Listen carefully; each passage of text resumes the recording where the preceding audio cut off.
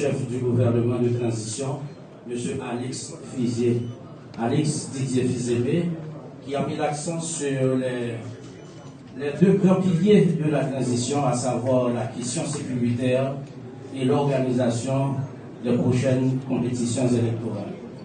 On voudrait, Madame, Monsieur, inviter le Conseil présidentiel de transition, par le biais de son président, à prononcer son message de circonstance à l'occasion de l'investiture du nouveau Premier ministre. Madame, Monsieur, avec vous, l'architecte Leslie Voltaire, président du Conseil présidentiel de transition. Merci de l'accueil.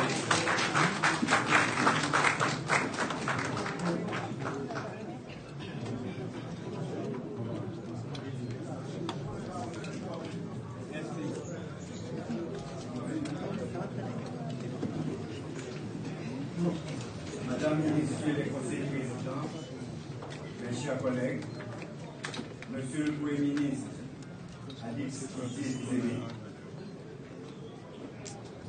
Monsieur le Président et les membres du Conseil supérieur du pouvoir judiciaire, Mesdames et Messieurs les membres du gouvernement, Mesdames et Messieurs les membres du corps diplomatique et des organisations internationales, Mesdames et Messieurs les représentants des partis politiques et des organisations de la société civile, Monsieur le commandant en chef des forces armées d'Haïti, son état-major, Monsieur le commandant en chef de la mission de support à la sécurité en Haïti, Monsieur le directeur général de la police nationale d'Haïti, chers amis de la presse, distingués invités, mes chers compatriotes. Plus de 6 mois se sont écoulés depuis que le Conseil présidentiel de transition a été installé dans ses fonctions, dans un contexte où l'État était menacé d'effondrement et les institutions presque totalement paralysées. Le processus qui avait abouti à cette présidence collégiale, mettant ensemble des personnalités venues d'horizons idéologiques et politiques divers, fut salué en Haïti comme à l'étranger comme l'une des expériences de tolérance et de consensus les plus intéressantes et les plus enrichissantes de l'histoire récente de la politique haïtienne.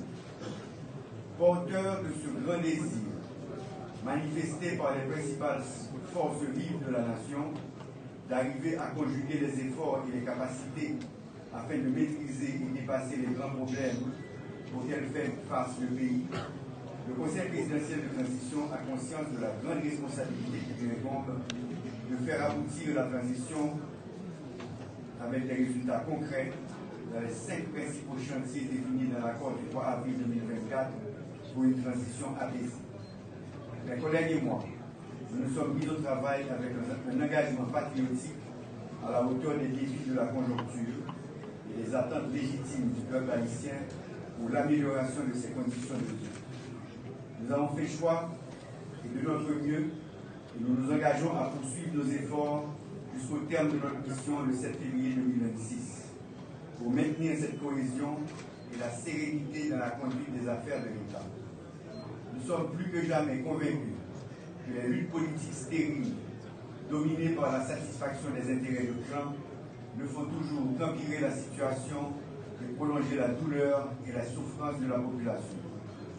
L'heure est venue en Haïti de penser et de faire la politique autrement.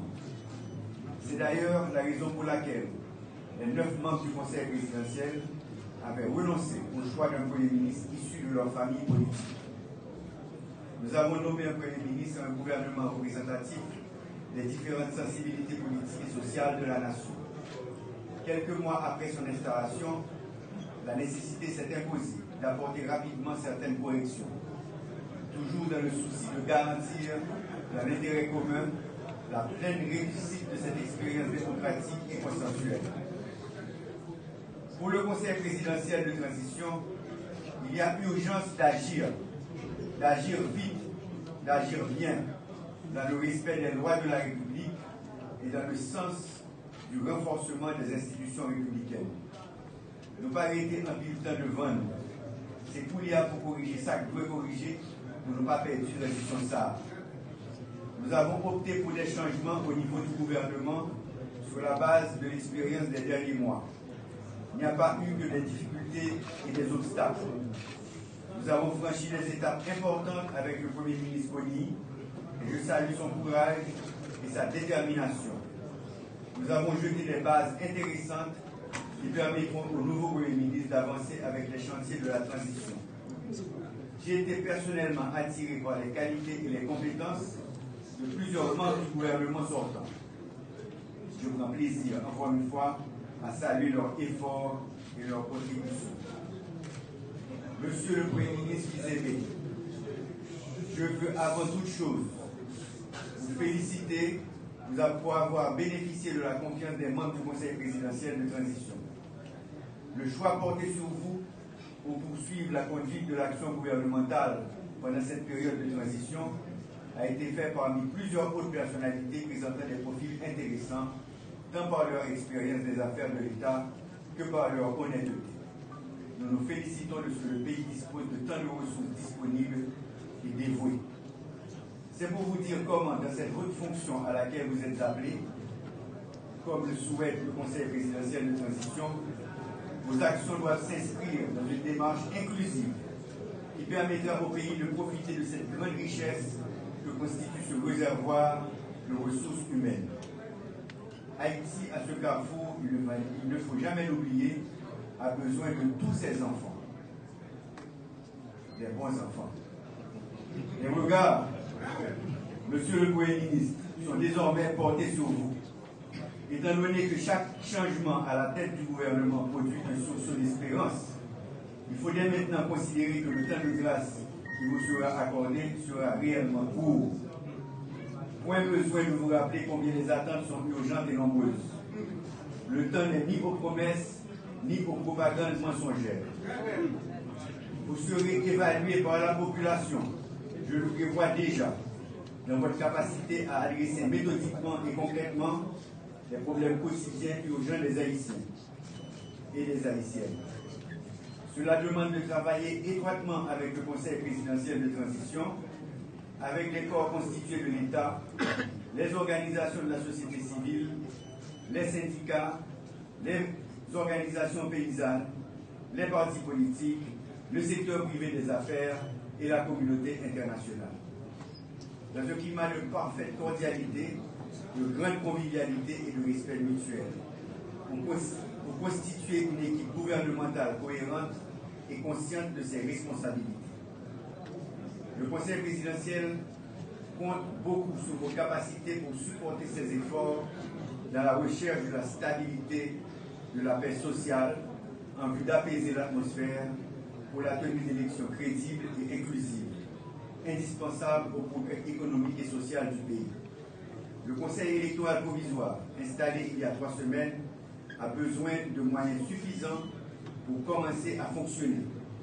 Les conditions de sécurité doivent être établies sans délai pour la bonne organisation du référendum sur la réforme constitutionnelle et des élections d'ici la fin de l'année 2025. On ne peut pour aucune raison rater cette échéance. Monsieur le Premier ministre, vous allez malheureusement trouver une administration publique confrontée à certaines difficultés. Des institutions techniquement déconcentrées, incontournables pour le fonctionnement de l'État, poursuivent une grève à laquelle il faudra trouver une solution. Nous devons trouver la formule susceptible de donner rapidement un nouvel élan à l'administration publique. Dans ce même contexte, il faut préciser comment il est plus urgent de travailler ensemble pour, entre autres, la mise sur pied de l'organe de contrôle de l'action gouvernementale, OCAG, du Conseil national de sécurité, CNS, ainsi que la désignation de nouveaux directeurs généraux des organismes autonomes et des agents intérimaires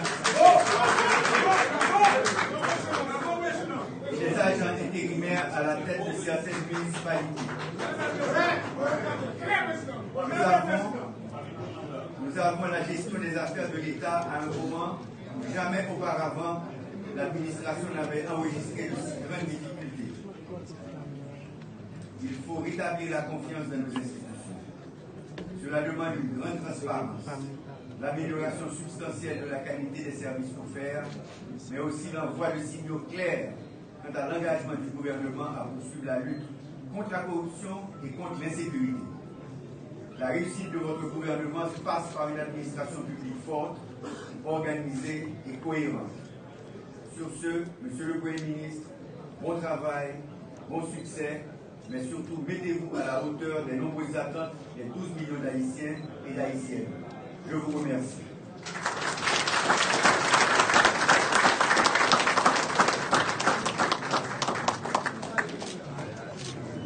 Voilà, et Madame, Monsieur, pour le discours de circonstance.